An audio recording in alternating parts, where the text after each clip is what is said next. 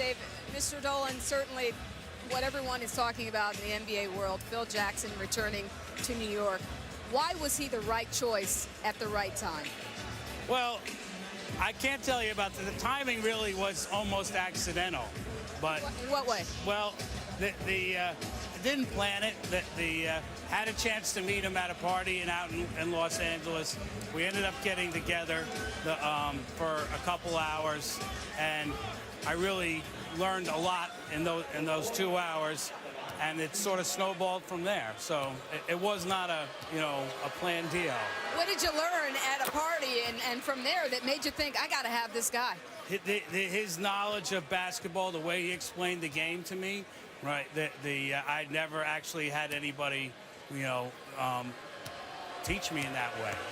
He clearly, has a level of intelligence and skill in the game that I hadn't seen before, and and obviously his reputation preceded him.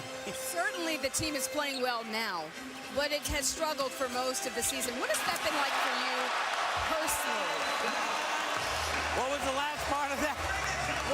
The season so far, what has it been like for you personally to watch the team struggle and not really meet expectations? It's, a huge surprise, a disappointment for everybody, in the club. I'm happy about how we're playing. I hope we get to dig ourselves out of this hole.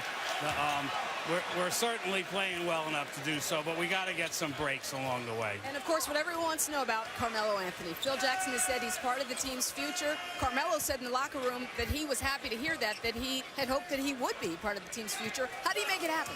Well, for Carmelo, I know that the most important thing to him is to win a championship. And so our job with him to convince him to stay is to convince him that he has a great shot of doing that.